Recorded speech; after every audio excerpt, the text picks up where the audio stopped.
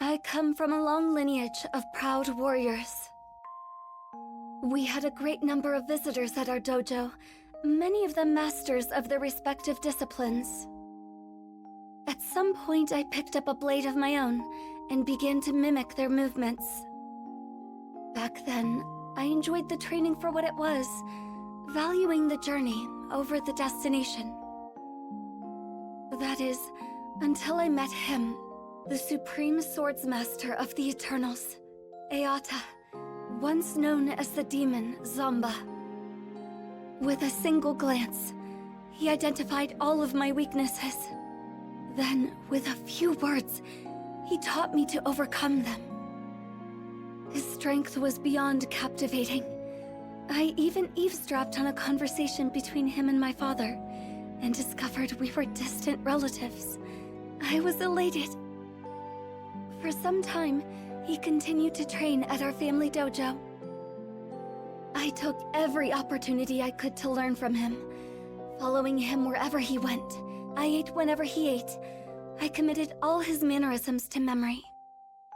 However, with the exception of our first encounter, he never acknowledged me. After all, he yearned for nothing more than strength. Why pay heed to a weakling, such as myself? So I vowed to become stronger. I would soar so high, he'd have to see me. I dedicated myself to training, begrudging even a single moment of respite. The blade was everything to me.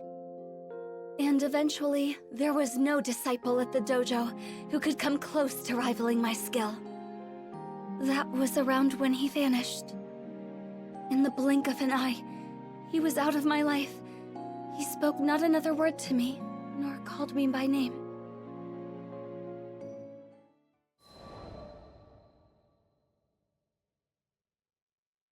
I was meditating in the forest one day when a group of travelers approached me. I didn't know them, but they were the captain and the crew of the Grand Cipher, and my future. Initially, I thought they were lost and had come to ask for directions. I was only half correct. They were seeking guidance, but not out of the woods. They wanted to learn martial arts from me. I shook my head. I was no master, only a chrysalis struggling to break free of my own shell. I believed the captain was mocking me, but that wasn't the case. I looked into the captain's eyes and found truth, alongside a burning desire for strength. It felt as if I was in his presence again. I found myself drawn to the captain. That's why I decided to join the crew of the Grand Cipher on their journey across the skies. I was convinced that this was the only path that could reunite me with Zamba.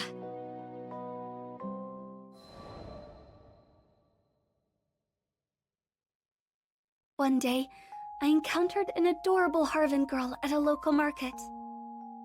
I'd already finished my shopping, so I decided to accompany her to a nearby cafe for tea and conversation. Upon parting, I asked for her name. She proudly introduced herself as Fief, one of the 10 Eternals. I had heard that Zamba once cared for a child of the same name. A jealousy brewed within me that I hadn't felt before. Zamba had taken notice of her, yet he never once acknowledged me during our time together. My inner peace had been shattered. I retreated to the mountains and started my training anew. But the more I tried to find direction, the more I realized how lost I truly was. It was Lyria and the captain who brought me back. They appreciated me for who I was. Nothing more, nothing less. Perhaps I too could learn to love the living, breathing me, and not a ghost of the future. That thought filled me with so much contentment. I was ready to give up on chasing Zamba. But the universe works in strange ways. As soon as I was about to let go, Fief helped bring me and Zamba together again. It was then I finally put into words how I felt. I spoke about how I wanted him to acknowledge me, to call my name. He listened quietly, and for what I felt was the first time, truly saw me.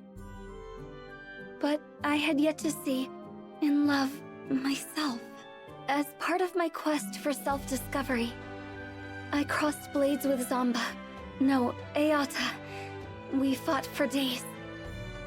He no longer believed I was a weakling. After our battle, we visited the tea shop, and it was there that he first addressed me by name. Never had tea and cake tasted so sweet to me. Now, with nothing holding me back, I am free to soar toward ever greater heights with my beloved companions on the Grand Cipher.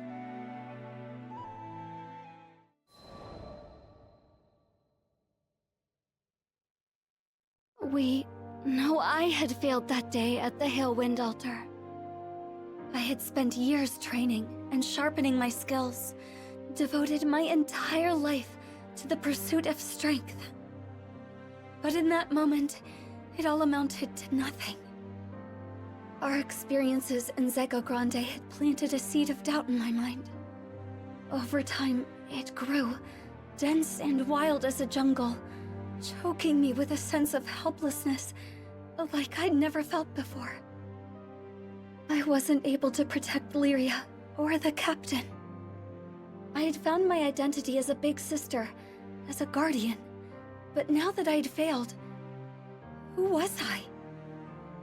I thought about resuming my training, but I couldn't afford to isolate myself like that. What if something were to happen while I was away? Then, the solution came to me. Whenever the captain was about to take on a dangerous mission, I would complete it first. That way, I could train myself and protect the crew in one fell swoop. I was too blind to see that despair had clipped my wings and chained me once again to the past.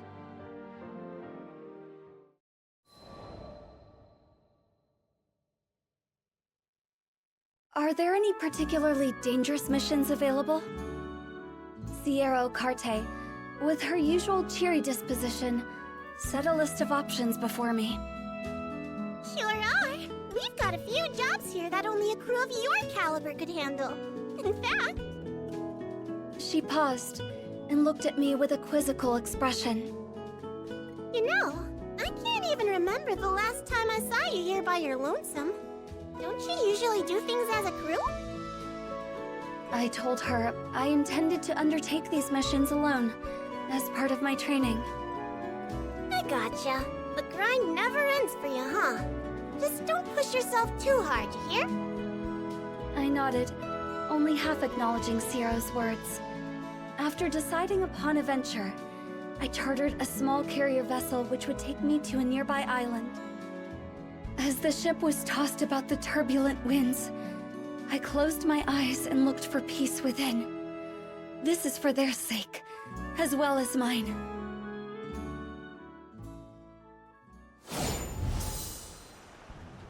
According to Sierra, the threat should be somewhere around here.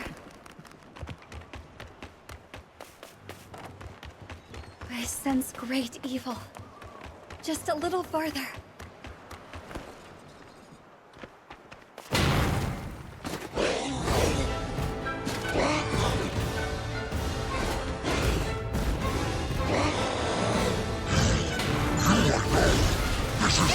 Look how we test which is stronger. Your shield or my blade. I can see how this battle will end. It ends with your death! Worthless. But it's not over yet. I will not rest while evil runs free.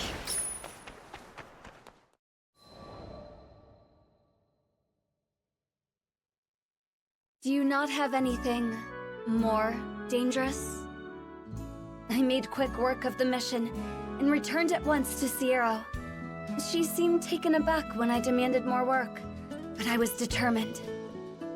If someone had to risk their life, better me than the captain. The crew didn't have to know. They would be kept free from worry and danger. while I grew stronger. Hmm. I was so absorbed in my thoughts, I'd failed to notice how Sierra's eyes grew ever more clouded with worry.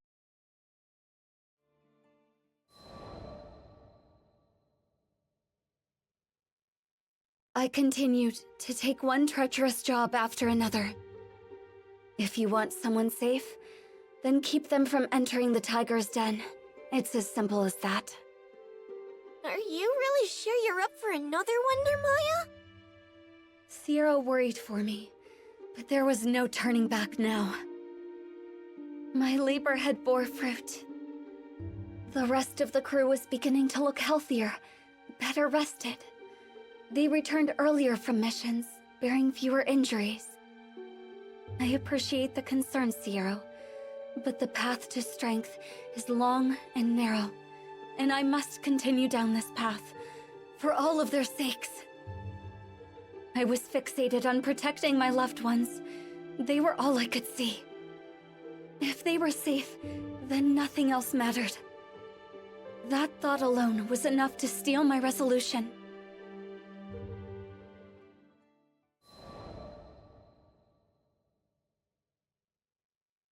On days without work, I would meditate on the deck of the Grand Cipher. One day, the voice of Vern broke through my meditations. I don't know. She looks pretty wound up. Wouldn't she usually have dozed off by now? I'm telling ya, something's going on. He was livelier than ever. Perfect.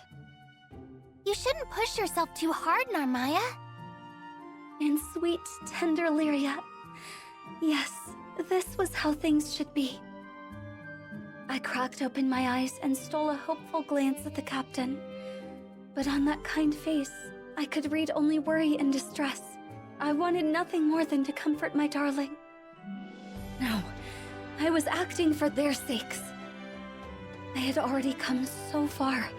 If I could just hold to my path a little longer, make the skies a little safer, then I could go back to being their big sister. I needed more strength. I needed to be worthy of this family. The crew of the Grand Cipher was powerful, but in the end, we were only small people in a vast sky, filled with endless dangers. If I didn't get stronger, one day that sky would engulf us. I had to protect them. I could protect them. All I was lacking was time.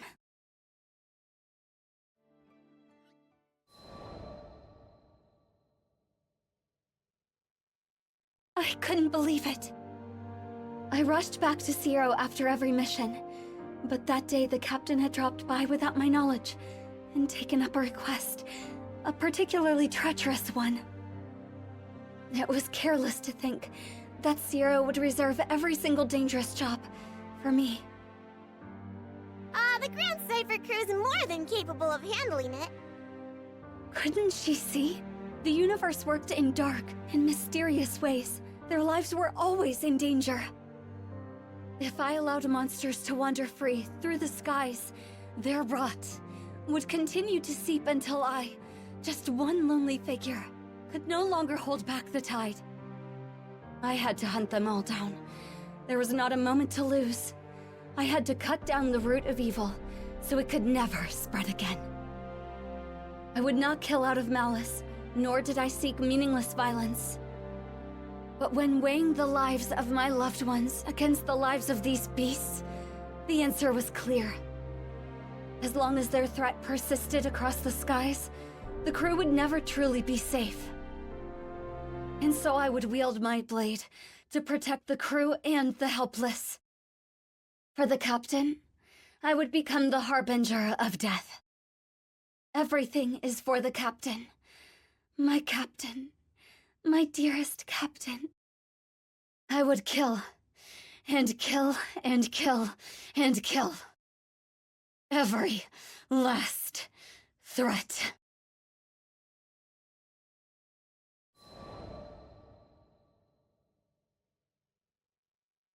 I found the largest known monster's den in this skydom, and began my hunt. Die, for the sake of the skies And my captain. My blade cut through flesh and bone. Again. Again. Again and again. And soon, time lost all meaning. How long was I there? Perhaps 3, or even 4 days. My grip went numb, my vision blurred, my body grew heavy.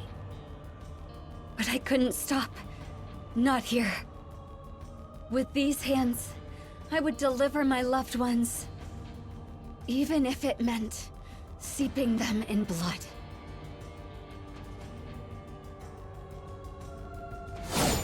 Next is 979. I must stay strong. For the captain.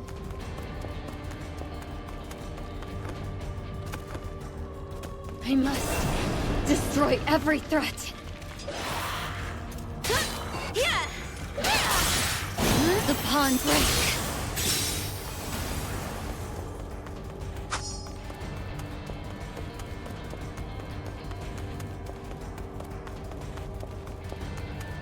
They must all be eliminated.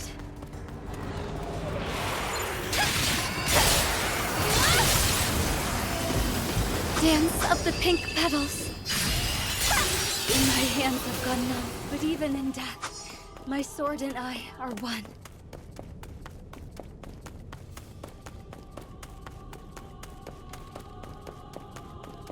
Out of my sight.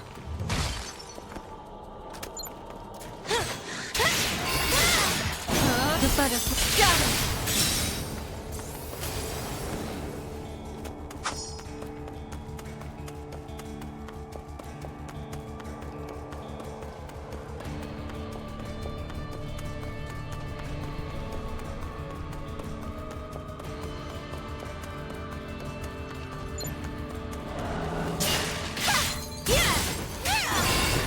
The pawn break.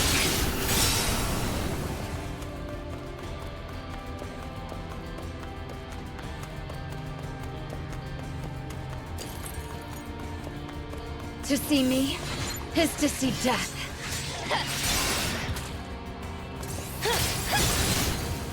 Dawnfly stands.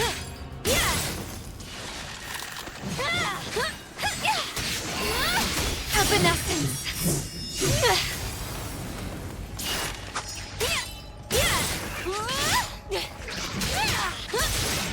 999. There's more above me. I can feel it.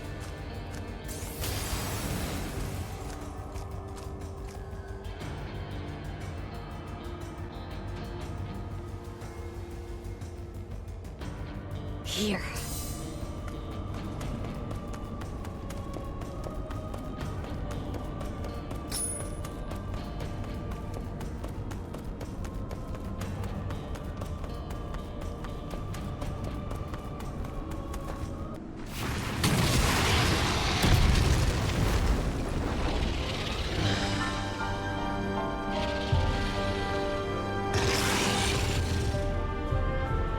You have breathed your last.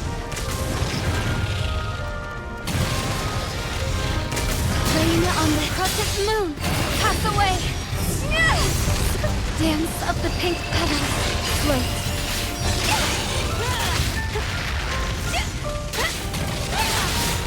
The clouds scattered. You're okay. Watch out for their next attack.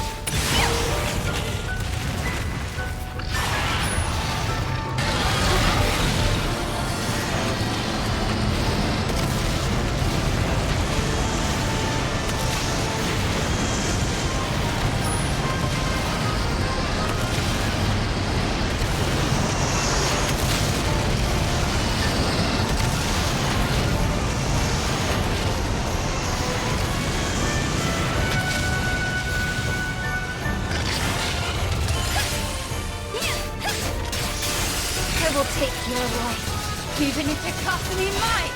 I must protect the captain. You're finished! The butterfly. 1,000. I finally did it. Wait. Is more of that impossible?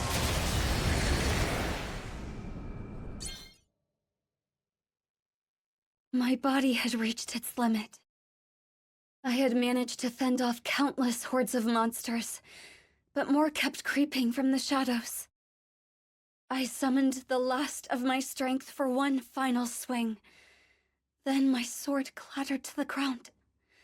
Darkness. Monsters began to close in, claws drawn, ready to kill. I closed my eyes, waiting for it all to end. But before my mind could fade into darkness, I was roused by a brilliant flash. Narmaya! Captain? Let's get you out of here! Quickly! You had us worried, you know? Vern, Lyria too? The captain took my hand, but I couldn't leave yet. I had to finish the job. Narmaya, I'm so sorry we didn't notice what you were going through sooner. My heart plunged. I should have been the one apologizing. I was the one who failed. Gently, I tried to withdraw my fingers from the captain's. We heard it all from Sierra. Can't believe she's been giving you all the hard jobs. You were doing it to protect us, right? I parted my lips. They needed to understand that it wasn't Sierra's fault, that I brought this all on myself.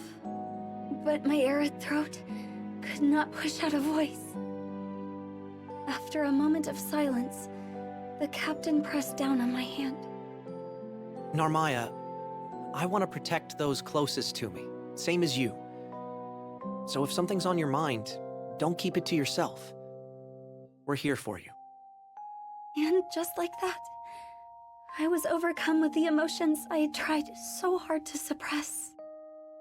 How could I have been so blind? Not a single one of us could protect the crew, but that's okay, because all of us could protect each other. The whole is greater than its parts. The captain's grip was firm and led me blinking into the sunlight. There, I saw worry etched into the faces of the crew. I realized that, by putting myself in harm's way, I hurt those who cared for me. Those who loved me, those I wanted to spend my days with, now and forever. But the course I had been following could only lead to isolation. The captain still hadn't let go of my hand. Though the grip of those calloused fingers was firm, I felt a gentle kindness in their warmth.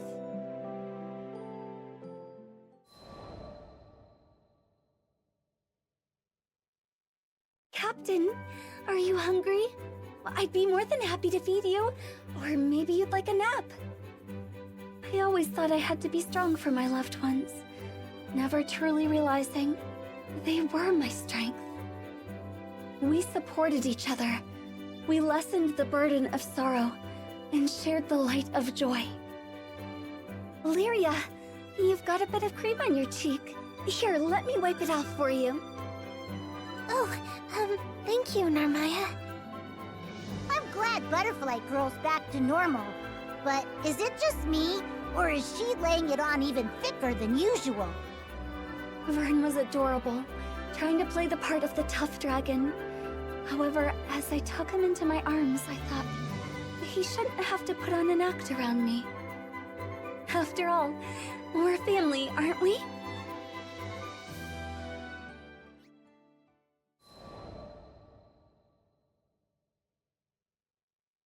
On a bright, quiet day, I had a sparring match with the captain. I once locked myself away from the world in the pursuit of strength, training in solitude. But I've since found that I train best with those I love around me, to lend me a guiding hand or an encouraging voice. The captain held nothing back during our session. It seems I'm not the only one who has grown stronger. Our blades rang bright and clear, and the captain's smile is a clear reminder of how far I'd come. After training was over, we stood for a while longer on the deck of the Grand Cipher, feeling the breeze. Above us, the azure sky was spread as far as the eye could see, its splendor too much to take in all at once.